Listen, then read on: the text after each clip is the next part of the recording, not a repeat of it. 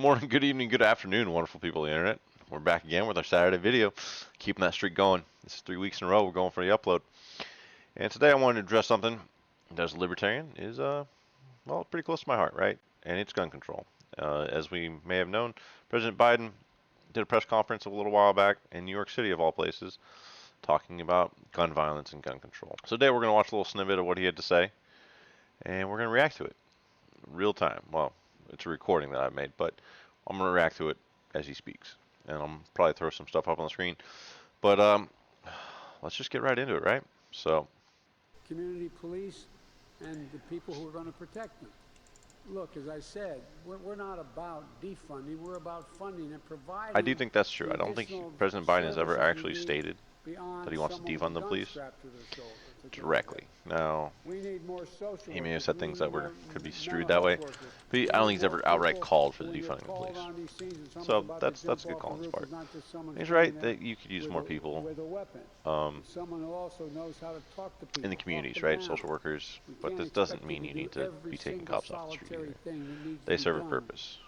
And if you had them cross-trained or had people embedded within your units that could help with these things, that'd be pretty good. I'm also calling for increased funding for the Bureau of Alcohol, Tobacco, and Firearms and the U.S. Marshals Office. What will we do with the good old AFT? You know, who else is going to do no-knock raids in your home? Next year's budget, I'm also going to try to double down on this investment. Because you had a pistol.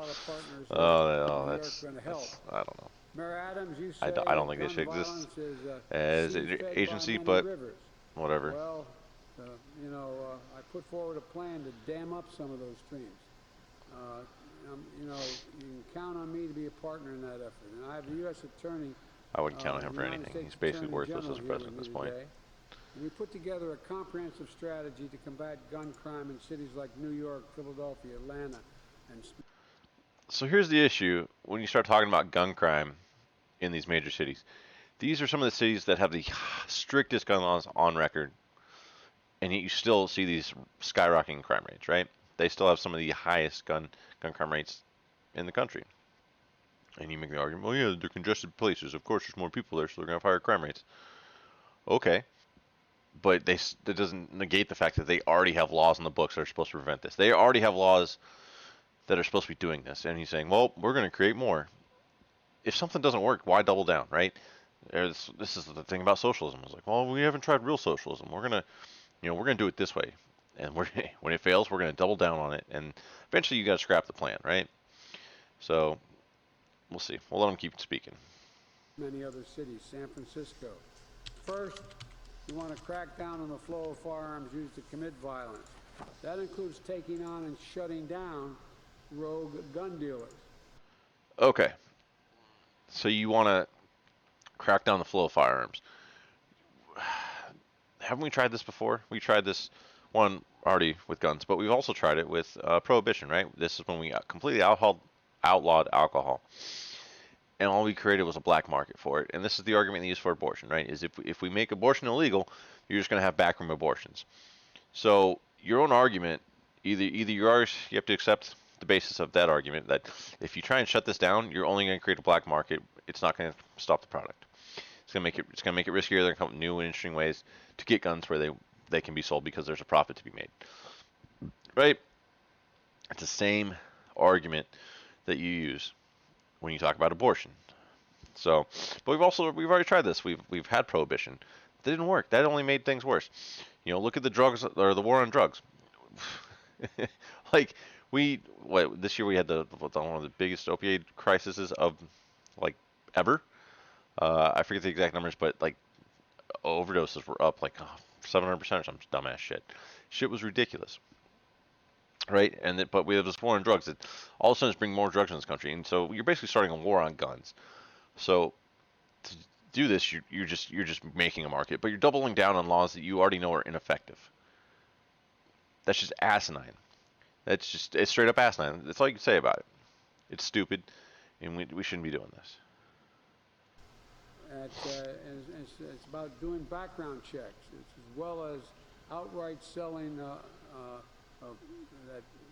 making sure that people who are not allowed to have a gun don't get the gun in the first place. And again, for any of the press listening. This doesn't violate anybody's Second Amendment right. Okay, so now he's talking about rogue gun dealers, and these are these dealers that are selling to people they shouldn't be selling to, right? Or they're not working with the AFT on requests that they've made. So, one, they're already illegal. It's already illegal to sell a gun to someone like a felon, right? That isn't licensed. It's illegal to sell a handgun to someone that's under 21 years of age. So you already have laws in the books that make these things illegal, and you claim that this is happening regardless, right? So you need more laws to enforce the laws you already have that you're not enforcing. Makes no sense. But two, a lot of the places that these people are getting their guns is not from dealers, or it's not from licensed dealers. It's from the black fucking market, which already exists. You know, we know this exists. Hell, the Obama administration funded it, right? The Fast and Furious, where they literally shipped ghost guns to the cartels in Mexico, and then ended up getting a bunch of people, or I believe it was Border Patrol agents, killed with them, and it was this big fucking thing. But you know, we all know there was no conspiracies or nothing like that happened underneath Obama. That would never happen. Oh, I lied. He wore a tan suit once.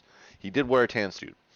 So we already know that a lot of these guns aren't even coming from verified dealers. That most times verified dealers are doing things correctly.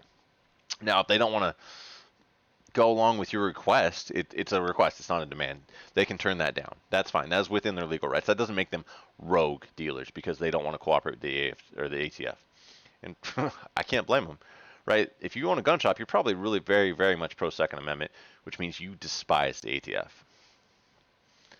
Doesn't make them a rogue gun dealer. So either you enforce the laws you already have, or what? What else could you do to make it worse? You're gonna make the fines worse? These people that are already breaking law don't care about this. They've already found a way, supposedly a way around your gun laws as is. So you think making worse is gonna make anything different? No. This is still asinine. It's still stupid. There's no violation of a Second Amendment right. We talk like there's no amendment that's absolute. When the amendment was passed, it didn't say anybody can own a gun and any kind of weapon. You couldn't buy a cannon, and when this amendment was passed, so no reason why you should be able to buy certain assault weapons. But that's another issue.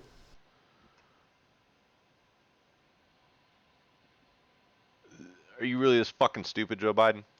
You must be. You must be. So I think this point is the Second Amendment does not cover assault weapons. That when it was passed, you could not buy anything you wanted. Really interesting. Because when it was passed, I think you could. We're talking about muskets, right? Who was it? There was this thing about these people wanted to know if they could put cannons on their ship, and I forget who they wrote the letter to. One of the founding fathers, and he wrote back like, "Yeah, you idiots. That's what the Second Amendment's for." I can look it up, but Stephen Crowder did a bit on it, right? So saying that the Second Amendment didn't cover cannons, the Second Amendment said you cover it does whatever you want. Basically, you have the right to keep and bear arms. I'll throw it up on the screen right here. But so saying now that you shouldn't have assault weapons, well, one, what is an assault weapon? To you, it's anything that is semi-automatic, which basically outlaws everything except for double-barrel shotguns and freaking revolvers, right? Or single round sniper or hunting rifles, sniper rifles, whatever you want to call them. So anything that's magazine fed and semi-automatic is basically assault weapon to you. So a lot of the pistols on the market that are very, very favorable, Glocks, 1911s, freaking the Walthers, all that stuff would be illegal. By this, you shouldn't own assault weapons, which is just stupid. Because at the time of the Second Amendment, guess what? They were fighting fire with fire. You could own anything you wanted. You could have the newest and greatest musket, flintlock, black powder rifle you wanted, because that's what you were using to fight tyranny. And that's what this is about. It's about the ability to hold your own arms, to have a well-regulated militia, so you can fight back tyranny. So, Joe Biden, you're a fucking idiot. You're wrong. And look, one of the things that we focused on, the Attorney General and I, and we're getting to the point where I think we're going to be able to have a real impact on it, includes going after ghost guns. Ghost guns are the guns everyone in this room knows that can be purchased in parts assembled at home, no serial number, and can't be traced. So now they're going to go after your ghost gun, the gun that the enthusiast built at home. He ordered the parts off the internet, made himself. That's illegal, or they want to make it illegal because it's not registered. They don't have you in a database. They can't track you down by that weapon. They don't know it exists technically. So I don't see a problem with this. I don't think the government needs to. I don't think you should have to register your fucking vehicle. But that's my personal opinion. And I don't think that the government needs to know everything that I have in my possession, right? They don't need to have an inventory of what I own and what I don't own. It's not up to them to regulate this. They don't like it because they can't trace you when it's over with. They don't have you in a little fucking database. Yes, ghost guns are used to commit crimes, but there's a lot of other people out there in the world who enjoy using ghosts, who have ghost guns, because they enjoy building their own rifles, and it's a hobby of theirs, right? You're gonna make that completely illegal. Keep in mind while he's talking about guns, he has all the security in the world behind him, around him all at all times. Secret Service, all those fucking politicians who want to take away your right to bear arms and limit, what you can and cannot buy, are themselves using private security or taxpayer-funded security. So they want the protection of guns for themselves, but you can't have that. And they're as deadly as any other weapon out there. But the fact is, they are out there. And Well, yeah, they're supposed to be deadly. That's why they're a fucking gun, you idiot. This spring, the Justice Department will issue a final rule to regulate these so-called ghost guns. But there's more we can do. Across the country, police departments report sharp increases in the number of ghost guns found at crime scenes. That's why today the department is launching an intensified Well, it's not national surprising. ghost gun Like, enforcement initiative. if it's not registered, well, determine criminals and gonna want to use it. deter You're right. Criminals from using those weapons to cover their tracks. If you commit a crime with a ghost gun, not only are state and local prosecutors going to come after you, but expect federal charges and federal prosecution as well. So that's stupid, right? The whole point of using a ghost gun is so that you're untraceable, that it doesn't come back to you. So now you're saying if you get caught using one, we're just gonna make it worse. Well, let's don't get caught. The whole point of using it is not to get caught. So why would this be a thing? This is you're gonna deter them from using it versus using a real gun. So what, you're gonna make the sentencing harder? But the fact that the crimes people commit with weapons, aka murder, robbery, stuff like this, still carry major sentencing. So you're looking at, I don't know, let's say 10 years, 10 years for murder with a registered gun, or they bump it to 12 for a ghost gun. Do you really think you're going to give a shit at that point? Because you have a better chance of getting away with it by using a ghost gun that's not registered to the fucking government, you idiot, you imbecile. We've also created a strike force to crack down on illegal gun trafficking across state lines. As the mayor said, as he pointed out, guns that are used to kill people in New York City, they aren't made in New York City. They aren't sold in New York City. Of course not made or sold in New York City, because New York City has some of the strictest gun laws. Today, the Attorney General directed all U.S. attorneys in the United States to prioritize combating gun trafficking across state lines and city boundaries. The Justice Department is sending additional prosecutorial resources to help shut down what's referred to, as you all know, as the iron pipeline that funnels guns from shops in states like Georgia to the crime scenes in Baltimore and Philadelphia and New York and so many other places. Governor, you worked with... So that's the end of the clip.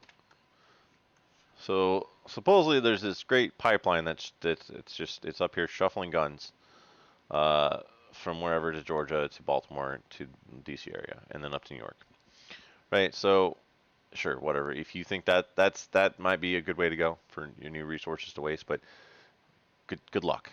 Good luck, buddy. You can't stop people from crossing the fucking southern border of the United States. You think you're going to be able to you're going to regulate movement within the states? Oh, get ready for that backlash.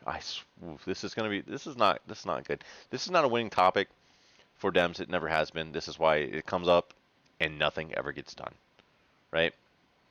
It's come up, it's came and gone so many times. and nothing happens, nothing changes, right? The only time it ever changes is at the state level when you have places like California who implement magazine capacity limitations and bullet button requirements and shit like that.